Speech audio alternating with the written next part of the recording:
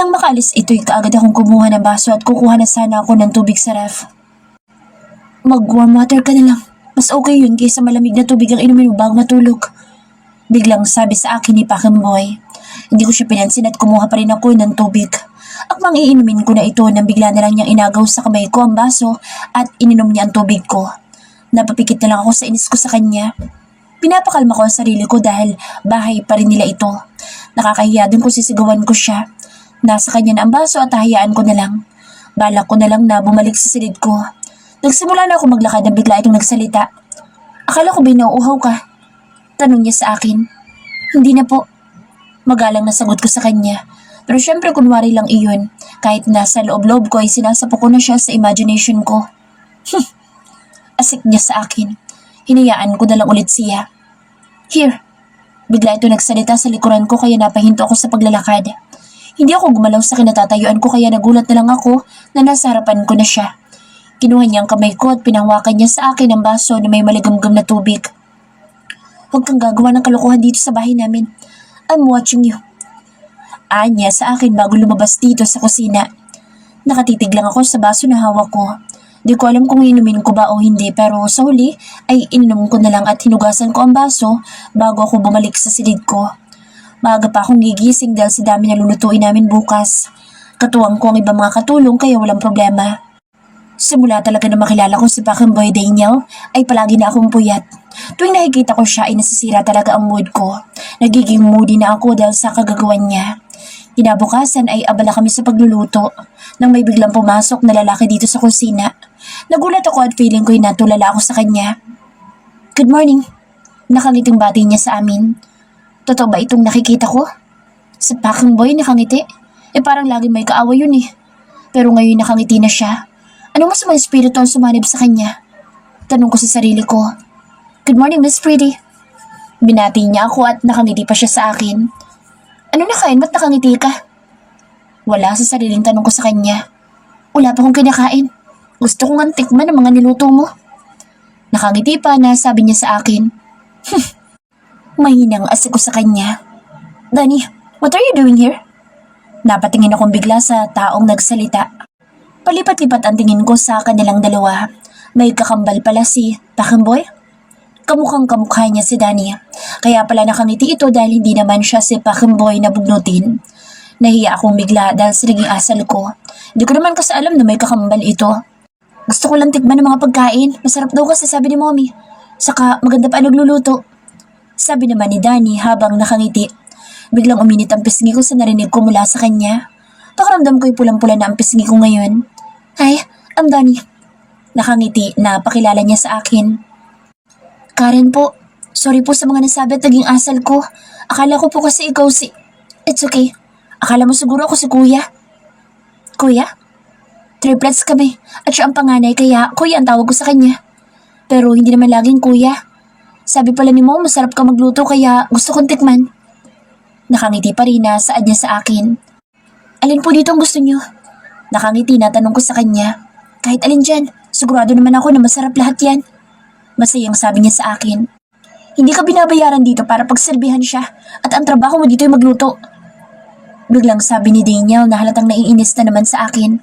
Relax boy, nilalagyan niya lang naman ng ulam ako eh. HB ka na naman. Natutuwa na sabi ni Danny na para bang inaasar ang kapatid niya. Hindi ako nakikipagbiruan sa'yo. Kalmadong sabi ni Pakemboy kay Danny na ikinatahimik nito. Karen, okay na pala yan. Kukuha nila ako ulit mamaya. Sige, magluto ka na ulit. Sabi sa akin ni Danny at mabilis na lumabas sa kusina. Ako naman ay bumalik na sa pagluluto habang si Daniel ay nandito pa rin at mukha akong binabantayan. Ramdam ko na nakatingin ito sa akin. Huwag mong landiin ang kapatid ko. Hindi kayo bagay. Ilugar mo ang sarili mo kung saan ka nararapat.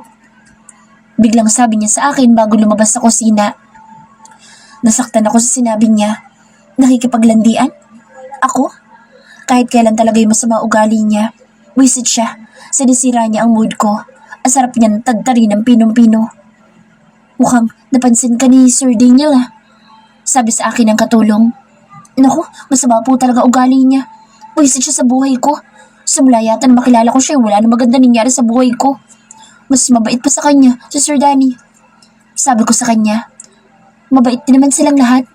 Mainit lang yata ang dugo niyan sa'yo. Ano ba kasing ginawa mo sa kanya?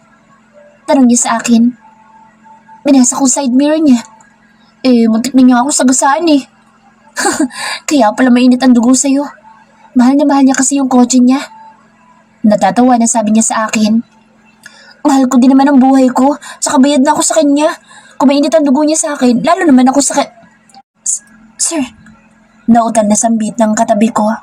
Alam ko na kaagad na nasa paligid si Paking Boy. Naamoy ko kasi ang pabango niya. Halatang bagong ligo ito. Hindi ako lumingon at pinagpatuloy ko na lang ang ginagawa ko. Hanggang sa napasingap ako dahil inawakan niyang bigla ang kamay ko. Napatingin ako sa kanyang bigla. Kaagad ko ding inalis ang kamay ko dahil para ako na kuryente. Papatayin pa yata ako ng lalaking ito. May superpowers ba siya? Baka ang kapangyarihan niya yung kuryente.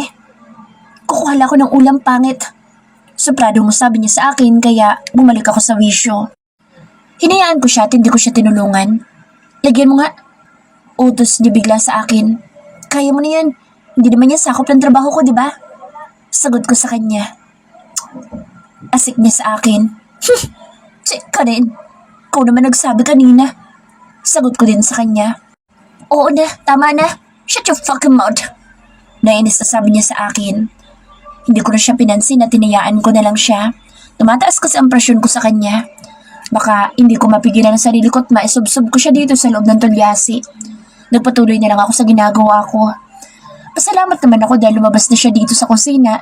Dahil kung nagtagal pa siya, sigurado ako mag-aaway na talaga kami. Natuwa naman ako dahil nagustuhan ni Madam ang mga niluto ko. Akala ko'y magiging maayos na kami dito sa kusina dahil lumayas na si Paking Boy pero sadyang inuurat niya ako sa pabalik-balik niya dito sa kusina. Sa tingin ko'y binabantayan ako ng walang hiyang lalaking ito. Bilang na bilang ko pa kung ilang beses nakasampung balik na siya dito. Pati mga katulong nila ay nahihilo na sa kanya. Pwede naman kasi siya mag-utos sa mga kasambahay nila pero siya pang kumukuha. Kapag hindi niya makita ay nagagalit. Mabuti na lang talaga hindi nila ako katulong. Baka may hampas ko sa kanyang hinahanap niya.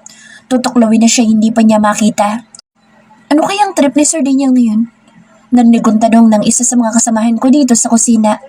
Kaya nga, kapag nandito yan hindi nga siya makababa dito. Pero ngayon nakailang beses na siyang balik dito. Sagot naman ng isa. Magtrabaho na kayo. Puro kayo sesmes. Saway sa kanila ni Manang. Nagsasabi lang kami ng totoo, Manang. Oo na, pero manahimik na kayo dahil magsisimula ng celebration sa labas. Kaya dalhin niyo na mga ito. Utos sa kanila ni Manang. Kaagad naman silang kumilos. Ako naman ay tapos na rin sa pagluluto. Bala ko na sanang umuwi pero hindi ako pinayagan ni Manang. Sabi niya mamaya pa ako pinapauwi ni Madam. Pumunta na lang ako sa likod ng bahay nila. May duyan doon kaya umupo na lang ako. Alam ko na nagsisimula na sila at wala naman akong gagawin doon. Habang nagduduyan ako ay nakaramdam ako ng antok. Parang ang sarap matulog dahil para akong hinehele lalo na't mahangin ngayon dito sa pwesto ko. Pumikit na ako dahil parang hindi ko na kayang pigilan ang sarili kong antok. Karen, what are you doing here? Tanong bigla sa akin ni Daniel. Nagpapahangin lang. Sagot ko naman sa kanya. Hindi ako naging masungit dahil okay naman ang paraan ng pakikipag-usap niya sa akin. Ang gwapo niya lalo sa suot niyang suit. Malalaman mo na galing talaga siya sa mayamang pamilya. Uwi ka na ba? Tanong niya sa akin. Mamaya pa. Ayaw kasi akong pauwi ng mami mo. Taka lang, bakit ang bait mo sa akin ngayon? Nagtataka na tanong ko sa kanya. Ang pula ng labi mo. Gusto kitang halikan. Biglang sabi niya sa akin. Hoy, tumigil ka. Sabi mo sa akin, bayad na ako sa utang ko. Sabi ko sa kanya. Hindi ito nagsalita, tumingin lang sa akin. Nailang ako sa paraan ng pagkakatingin niya sa akin pero bigla akong kinabahan na lalo niyang inilapit ang mukha niya sa mukha ko. Halos maduling na ako dahil sa sobrang lapit namin dalawa. Nahiya na ang hangin na dumaan. Napalunok ako pero bigla ko nalang naramdaman ang malambot niyang labi na nakadikit nga sa labi ko. Hindi ko alam ang gagawin ko. Wala naman akong karanasan pa sa mga ganitong bagay kaya wala akong ideya. Hindi ako marunong. Nahiyang sabi ko sa kanya.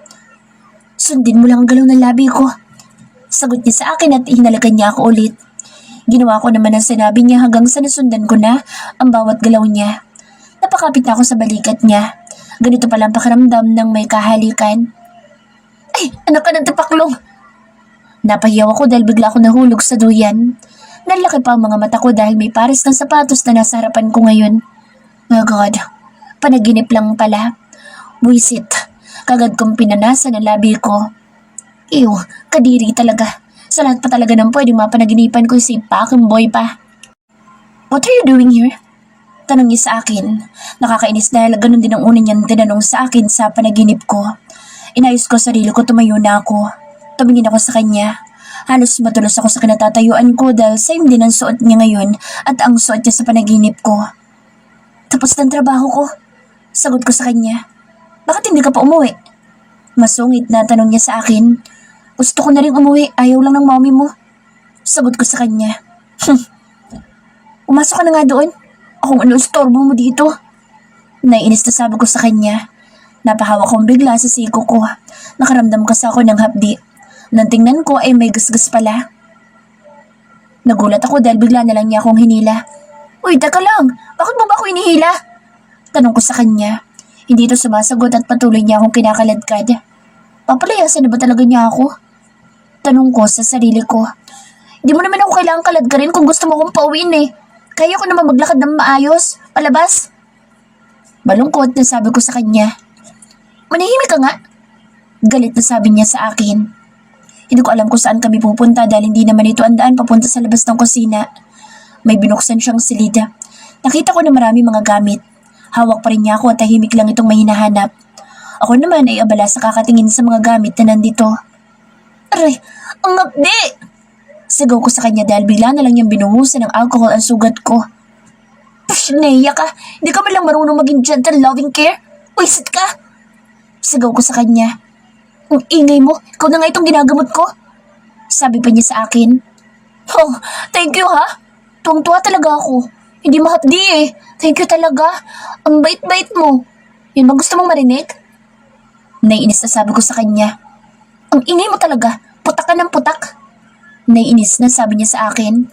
Hoy, Daniel. Sino bang humila sa akin papunta dito? Umamin ka nga sa akin. Tinulak mo ba ako sa duyan? Naiinis na sabi ko sa kanya. Ano ako sira ulo? Ikaw nga itong nguso na parang puwet ng manok eh. Sagot niya sa akin. Storbo ka nga sa panaginip ko eh. Sabi ko naman sa kanya. Bakit? Ano bang napapanaginipan mo? Nakataas ang kilay na tanong niya sa akin. Secret. Sabi ko sa kanya. Syempre hindi ko sasabihin dahil sobrang nakakahiya at makaisipin pa niyang pinagpapantasyan ko pa siya. Siguro na nanaginip ka na may kahalikan no? Sabi pa niya sa akin. Oo, at kasama ko doon ang boyfriend. Hindi ako makagalaw dahil bigla na naman niya akong hinalikan sa labi. Nanlaki ang mga mata ko. Nagulat na lang ako at wala na siya sa harapan ko at ang lakas ng pagkakasara niya sa pintuan. Namumuro na talaga siya sa akin. Nasasanay na siya ng kakahalik sa akin. At talagang iniwan pa niya ako dito. Paano kung babalik sa kusina? Hindi ko nga kabisadong bahay nila. Maga ako magkaka-wrinkle sa kanya. Pakiramdam ko stressing ang araw na ito. Stressing din kapag nasa paligid siya. Lumabas ako tinanap ang daan pabalik sa dinadaanan namin kanina. Ang dami din kasing pasikot-sikot dito sa bahay nila. Habang palabas ako may bigla akong nakabangga. Are you blind? Sigaw niya sa akin. Sorry po. Hingi ko sa kanya ng paumanhin. Sa susunod huwag kang tatanga-tanga. Mataray na sabi niya at naglakad ng paalis. Hinayaan ko na lang dahil ayoko ng gulo. Halatang mayaman iyon at baka kamag-anak pa nila, madam. Pasalamat ako dahil nakabalik ako sa kusina. Sobrang abala na talaga ang mga katulong. Karen, pwede akong makasuyo sa'yo? Tanong sa akin ni Manang. Sige po. Nakangiting sagot niya sa akin. May binigay siya sa akin. Ang utos niya ay dalhin ko sa mesa nila, madam. Inayos ko muna ang damit ko bago ako lumabas. Habang papalapit ako sa pwesto nila, madam, ay nakita ko ang babaeng nakabangga ko kanina. Nakakapit kay Daniel na parang linta. Ang ganda pa nga ng ngiti ni Pakemboy habang nakikipag-usap siya sa babae. Girlfriend niya siguro kasi ang lambing pa ng babae at talagang bagay sila dahil sexy at maganda pa ito. Lumapit na ako kay madam at ibinigay sa kanyang iniutos sa akin ni Manang. Hindi ako tumingin kay Pakemboy. Masyado silang sweet and sexy. Masakit sa mata at baka dapuan ako ng langgam. Lihim ako napangiti dahil ang ganda ng kakambal nila na si Danica. Para itong artista pero nalaman ko na balerina pala ito. Talagang walang tapon sa pamilya nila. Kahit ang asawa ni madam ay sobrang gwapo din. Karen, mamaya ka na umuwi ha? Nakangiting sabi sa akin ni madam. Okay po. Sagot ko naman sa kanya. Nag-exit na ako dahil wala naman akong gagawin doon.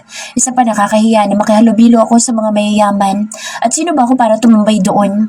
I'm just nobody. Nobody but you. Dahil sa wala naman akong ginagawa at wala din naman ako cellphone para mag-Facebook, ay lumabas na lang muna ako sa bahay nila. Naglakad-lakad ako. Sa totoo lang ay naiinip na ako at gusto ko nang umuwi pero nahihiya naman ako kung magpupumilit ako dahil kabilin-bilinan pa naman ni Madam na mamaya pa ako uuwi. Mabait si Madam at ayoko naman na ma-disappoint. Disappointed? Ay, bahala na. Pareho lang naman ang dalawang iyon. Karen! Narinig ko na may tumawag sa akin. Lumingon ako at si Rain ang nakita ko. Nakangiti ito sa akin kaya ngumiti din ako. Naglakad siya papunta sa akin. Rain, ikaw pala. Sana hindi umulan dahil nagkita tayo. Rain, go away. Pabiro na sabi ko sa kanya. Narinig ko naman itong tumawa. Gwapo si Rain. Sa itsura niya ay mukha siyang mayaman. Kaya minsan napapaisip ako, baka anak mayaman talaga siya. Isa siyang bombero na gwapo, na syempre manliligaw ko. Iba talaga itong ganda ko eh. Lakas makaakit. Italian spaghetti ang beauty ko eh. Ikaw talaga? Why are you here? Tanong niya sa akin. I'm here to cook. You? Sagot ko naman sa kanya. Cook me? Natatawa na tanong niya sa akin. Tigilan na nga natin ang spookering dollar. Nagluto ako doon sa party. Natatawa na sagot ko sa kanya. Sa mga Robles ba? Tanong niya sa akin. Oh, sagot ko naman sa kanya. Karen, pwede ba kitang ngayaan mag-date bukas? Tanong niya sa akin. Okay, sige. Basta libre mo. Alam mo naman na low budget tickets ngayon. Sagot ko sa kanya. Pumayag na ako dahil matagal na rin yung huli naming date. 2 months ago pa yata iyon. Nagkwentuhan pa kami at hindi ko namalayan ang oras. Napasarap ang kwentuhan namin. Mabait at malambing na tao si Rain pero wala pa akong balak na sagutin siya. Dahil syempre, kahit may lahi akong foreigner, ay talagang nangingibabaw ang dugo ni Maria Clara. Dalagang Pilipina ako. Nandito ko lang pala. Napaigtad ako dahil narinig ko ang galit na boses ni Daniel. Nilingon ko siya at nakita ko na mukha na siyang galit. Nakita ko na nakatingin siya sa kamay ko na hawak ngayon ni Rain. Hinahanap mo ako? Tanong ko sa kanya. Yes. I mean si Mommy. Kanina ka pa hinahanap sa bahay. Akala niya umuwi ka na pero nandito ka lang pala. Flirting with that guy. Naiinis na sagot niya sa akin. Wala naman kasi akong ginagawa doon. Saka manliligaw ko si Rain. Natural lang na maglandian kami, no? Sagot ko pa sa kanya. Rain? Rain na palang bago mong Karen, sige na alis na ako. Paalam bigla sa akin ni Rain. Sige, ingat ka. Punta ka na lang bukas sa bahay ha. Mga anong oras pala tayo alis? Tanong ko sa kanya. Maaga pa para makarami tayo. Sige, bihira lang naman tayo. Ano ba? Bakit bigla ka na lang nahihila? Sigaw ko kay Daniel dahil kinaladkad ba naman ako? Hindi ito nagsalita at patuloy lang ang paghatak sa akin. Rain, bukas na lang ha. Ingat ka sa pag-uwi. Sigaw ko na lang kay Rain. Okay, bye. Love you. Sigaw din niyang pabalik sa akin. Ano ba? Kaya ko naman maglakad nang hindi mo na kailangan pangkalad ka rin ako, no? Sigaw ko sa kanya dahil sa sobrang inis ko. Binitawan naman niya ako at nauna na siyang pumasok sa bahay nila. Sira ulo talaga siya. Sa katuloy ng kamay ko. Lakas makahatak, visit siya. Karen, saan ka galing? Kala ko talaga umuwi ka na. Kanina ka pa namin hinahanap kasi isasabay ka daw ni Daniel at Ana. Tanong sa akin ni Madam. Sorry po, naglakad-lakad po ako sa labas at nakita ko po ang kakilala ko kaya nakipagkwentuhan po ako. Okay lang naman po na mauna na sila. Nakakahiya din po kasi sumabay pa ako. Baka maabala ko pa po sila. Sagot ko kay Madam. Sumabay ka na sa kanila. Pauwi na rin naman na sila eh. Taka, ipagbabalot muna kita nang dadalhin mo sa bahay ninyo. Saad sa akin ni Madam. Huwag na po. Nakakahiya po. Huwag na po ninyo ako ipag-Sharon. Pigil ko kay Madam. Sharon? Kunata po. Char, ipagbalot po ang ibig sabihin nun. Huwag na po, nakakahiya po na mag-uwi pa ako. Sagot ko sa kanya. Huwag ka mahiya. Mas okay na dalhan mo sila ng pagkain. Huwag ka nang kumontra dahil magagalit ako. Sabi pa niya sa akin. Kayo pong bahala. Salamat po. Nahihiya na sabi ko sa kanya. Ikaw talaga. Sige na, ayusin ko muna ang mga dadalhin mo. Tutulungan ko na po kayo. Sabi ko sa kanya, dahil nakakahiya naman na ako na nga ang mag-uuwi, siya pa magpapagod sa pagbabalot. Habang nagbabalot kami ng mga pagkain na dadalhin ko, nakipagkwentuhan pa sa akin si Madam. Hindi pa ba kayo tapos mo? Naiinis na tanong ni Daniel sa mommy niya. Tapos na kami anak. Sige na, umalis na kayo para makapagpahinga na kayo. Salamat ulit Karen. Ang sarap ng mga niluto mo. Sabi sa akin ni Madam, sabay bigay ng bayad niya sa akin. Madam, ang laki naman po nito. Nagulat ako dahil makapal ang inabot niyang sobre sa akin. Kulang pa nga yan dahil sulit talaga mga niluto mo. Lahat masarap at alam ko na pagod ka. Sobra-sobra na po ito. Maraming salamat po. May pambili na po ako ng gamot ni inay. Niyakap ko pa siya dahil sa sobrang saya ko. Pero kaagad naman ako bumitaw dahil nahihiya ako. Pasensya na po kayo sa akin. Sorry po. Hingi kong paumanin sa kanya. Nagulat ako dahil niyakapan niya ako. Gusto kita maging anak. Pabulong na sabi niya sa akin. Gusto ko rin po, kaso may nanay na po ako. Baka po magtampo sa akin ng Mother Earth ko. Natatawa na sagot ko sa kanya. Mom! Tawag ulit ni Daniel. Sorry anak. Sige na, alis na kayo. Nagpaalam na ako at sumunod na ako kay packing boy. Inamoy ko muna ang sarili ko dahil baka amoy ulam ako. Nakakahiya naman kung sasakay ako sa kotse niya na binasag ko ang side mirror. Nagulat pa ako dahil bigla itong bumusina. Nahiya kasi ako sumakay pero sumakay na ako dahil galit na siya ngayon. Pagpasok ko ay naamoy ko ang katulad ng sa pabango niya. Iba talaga kapag mayaman. Talagang mabango sila. Hindi katulad ko na amoy ulam, amoy maasim at minsan ay amoy araw pa. Tahimik lang ako nakaupo dito sa likod habang ang dalawa ay masayang nag-uusap. Hindi ko rin maintindihan dahil nag-i-Englishing sila. Inabala ko na lang ang sarili ko na tumingin sa labas. Sigurado ako matutuwa si inay at mga kapatid ko sa dala kong pagkain at sa dala kong pera. Malaking tulong talaga ito sa amin at mga bayarin. Katunayan ay maniningil na naman ang kuryente at tubig. Hindi ko alam kung paano ko ba sasabihin sa kanya na bababa na ako. Hindi tuloy ako mapakali dahil lumagpas na ako sa babaan. Nanahimik na lang ako dahil sasakay na lang akong pabalik mamaya. Ilang sandali pa ay nakarating na kami sa tapat ng mataas na building. Unang bumaba si Ana habang ako ito, hindi alam ang gagawin. Saan pala ang bahay niyo? Tanong bigla sa akin ni Daniel. Doon sa San Diego. What the heck? Bakit hindi ka bumaba kanina? Galit na tanong niya sa akin. Kasi hindi ko alam kung paano ko sasabihin sa'yo dahil nag-uusap ko ng girlfriend mo. Sagot ko sa kanya. Ay, shit. Sige, baba na ako. Sasakay na lang ako sa jeep pa uwi. Sabi ko sa kanya. No, ihatid kita. Sabi niya sa akin. Huwag na. Maabala pa kita. Isang sakay lang naman galing di. Ihatid kita at manahimik ka na dyan. Galit na sabi niya sa akin at nagmaneho na ulit. Nanahimik na lang ako dahil nahihiya ako. Palagi ako naiinis sa kanya pero ngayon nakakaramdam ng hiya dahil alam ko na naabala ko na talaga siya ngayon. May lakad ka ba bukas? Bigla siya nagsalita kaya tumingin ako sa kanya. Kaagad akong umiwas dahil nakatingin pala siya sa akin. Seryoso pa naman ang gwapo niyang mukha. Oo, may date kami ni Rain bukas. Sagot ko naman sa kanya. Cancel. Ha? Bakit? Naguguluhan na tanong ko sa kanya. Kailangan mo ng trabaho, di ba? May trabaho na ako. Sagot ko naman sa kanya. 10,000. Linisin mo ang kondo ko bukas. Biglang sabi niya sa akin. 10,000? Hindi makapaniwala na tanong ko sa kanya. Kung gusto mo, ibibigay ko na sa'yo ang bayad ngayon. Anya pa sa akin. Napaisip ako sa offer niya. Karen, date or 10K? Tanong ko sa sarili ko. Napapaisip ako sa alok niya sa akin. Kung isipin mabuti ay talagang nakakatokso ang offer niya. Sigurado ka ba na 10,000 isang araw? Tanong ko pa sa kanya para makasigurado ako. Mukha ba ako nagbibiro? Seryosong sagot niya sa akin. Pwede ba akong humiram ng cellphone mo? Tanong ko sa kanya. Why? Tatawagan ko lang si Rain. Pumapayag ka na ba? Tanong niya sa akin. Wala na bang itataas ang 10K? Mabiro na tanong ko sa kanya. Nakita ko naman ang pagkunot ng noo niya. Alam ko na nagmumukha akong pera pero nagbibiro lang naman ako. Char lang. Pero teka lang, bakit ang laki ng bayad mo? Tanong ko sa kanya. Dahil ngayon lang talaga ako naka-encounter ng 10K, maglilinis lang sa condo niya. Tapos isang araw lang iyon. Gusto ko lang. Saka marami akong pera. Sagot niya sa akin. Marami ka palang pera, pero kung makasingil ka sa akin, wagas. Siguraduhin mo lang talaga na wala kang gagawin masama sa akin, ha? Sa gwapo kong to, magbabalak pa ng masama sa'yo. Baka ikaw pa nga may lihim na balak sa akin eh. Ang kapal mo. Gusto mo ba yung kaibigan ko na lang kaya maglinis ako? No. Nagulat naman ako dahil pasigaw sagot niya sa akin.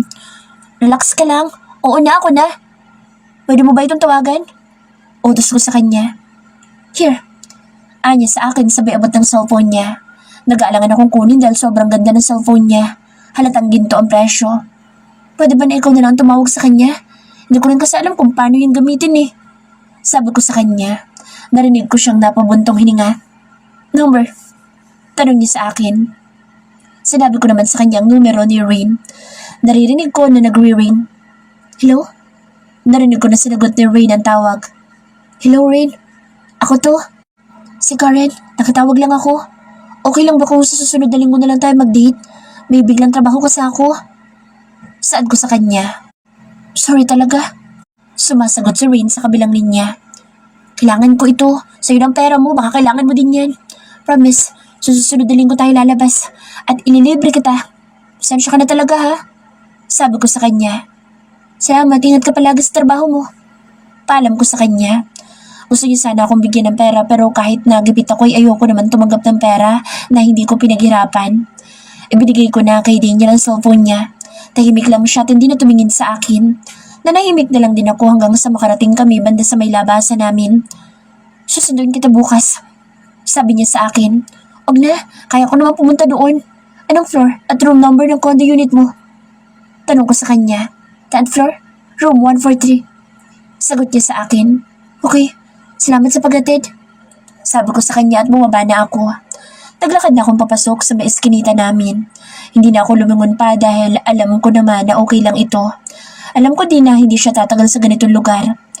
Pumayag ako dahil kailangan ko ng pera. Mas mahalaga sa akin ang pamilya ko at alam ko na maintindihan naman ako ni Rain. Sa akong anak at kapatid kaya kapag may mga ganitong oportunidad ay talagang tatanggapin ko. Hindi ko pwedeng isipin ang sarili ko dahil mas mahalaga sa akin ang pamilya ko. Nang makarating ako sa bahay ay tuwang-tuwa ang mga kapatid ko at si nanay sa mga dala kong pagkain. Lihim ako napangiti dahil masaya din ang puso ko na makita silang masaya. Kaya hindi ako tumitigil na mangarap para sa kanila. Gusto ko na kapag dumating ang araw na magkaroon ako ng pera ay igagala ko sila. Mabibili ko ang lahat ng pangangailangan nila at mabibili ko ang mga pagkain na gusto nila. Kaya sa ngayon ay tiis-tiis na lang muna dahil alam ko na makakaahon din kami at makakaalis dito sa Squammy. Pagkatapos namin kumain ay nakatulog akong kaagad. Maaga akong gumising. Namalan ka muna ako at bumili ng mga gamot ni inay. Lumabas ako dahil nahanap ako ni Bombay. Kailangan ko kasi magbayad sa kanya. Pero halos matulos ako sa kinatatayuan ko dahil hindi ko inaasahan na nandito ngayon si Packing Boy sa tapat ng bahay namin. Ako na kasi payagan mo maligaw sa'yo para di ka nabayad araw-araw sa akin. Sabi sa akin ni Bombay. Magkano pang utang niya sa'yo? Biglang tanong ni Daniel. Sino ka ba? Tanong naman ni Bombay kay Packing Boy. I'm her new boss. Now tell me, magkano pang utang niya para makalayas ka na sa harapan ko? Parang naiinis na tanong ni Packing Boy kay Bombay. Ano ba sinasabi mo? Tanong ko kay Daniel. Babayaran ko para hindi na siya laging pumunta dito. Nagulat ako sa naging sagot niya sa akin. Ano bang pinagsasabi mo dyan? Kaya kong bayaran mga utang ko, no? Sabi ko naman sa kanya. Mga utang? Ano bang mga inutang mo? Bakit parang ang dami? Sunod-sunod na tanong niya sa akin. Gamit dito sa bahay at gamit ko. Sagot ko naman sa kanya. Like? Kagaya ng panty ko. Sagot ko sa kanya na ikinasabid niya. Fuck. Mahina siyang napamura. Napaisip tuloy ako. May mali ba sa sagot ko sa kanya? Okay ka lang ba? Tanong ko sa kanya. Yeah, I'm fine. Sagot niya sa akin at kinausap niya si Bombay. Itong isa naman ay sinabi ang natitira ko pang mga utang sa kanya. Sir, bumbayaran kasi. Kaya ko naman bayaran. Babayaran ko naman. Manahimik ka nga dyan. Ang ingay mo. Asik niya sa akin. Kita mo talagang lalakang to. Sarap sa pakin. Apakasungit talaga. Kaya pinipigilan ko siya ay ayaw talagang paawat kaya hinayaan ko na lang. Gusto niya yata na sa kanya ako magbabayad. Gusto niya yata na araw-araw akong magbayad sa kanya. Balak ba niya mag-isip Bombay? Pumasok ka muna. Pasensya ka na sa bahay namin ha. Nahihiyang sabi ko sa kanya. Hindi ito sumagot at tahimik lang na pumasok dito sa loob ng bahay namin. Nakita ko kung paano niya pagmasdan ng mga lumang gamit namin kaya nakaramdam ako ng hiya. Dito ka na muna. Tatapusin ko lang ginagawa ko. Gusto mo ba ng kape? Nauutal na tanong ko sa kanya. Wala akong maisip na pwedeng ialok sa kanya. Nahiyaman ako, mas okay na alokin ko siya kaysa ang hindi. Okay, black coffee na lang. Sagot niya sa akin. Kagad akong pumasok sa maliit naming kusina. Kumuha ko ng tasa at binuksan ko ang coffee stick. Kagad ko itong tinimpla at dinala sa kanya. Saka ko ulit siya iniwan. Tinapos ko ang pagpapaksiw sa isda na binili ko kanina sa palengke. Paglabas ko, gising na pala sila at nakikipagkwentuhan na si inay kay Packing Boy. Nakikinig lang ako sa kanila. Ngayon ko lang nakita na magalang din pala si Daniel. Hinayaan ko sila at pumasok na ako sa silid ko para magbihis. Simpleng damit lang ang sinuot ko dahil maglilinis lang naman ako doon. Saka wala naman ako maayos na damit para pagpilian pa. Lumabas na ako at nagpaalam na kay inay na aalis na kami. Ang buong akala ko ay may kotse siyang dala pero wala pala. Ano sila papunta dito? Tanong ko sa kanya. Nag-taxi ako. Tinatamad kasi ako mag-drive. Sagot naman niya sa akin. Bakit naman kasi kailangan mo pang pumunta dito? Kaya ko naman pumunta sa condo mo. Tanong ko sa kanya dahil nagtataka ako. Wala lang, trip ko lang. Trip daw. Pabulong na sabi ko.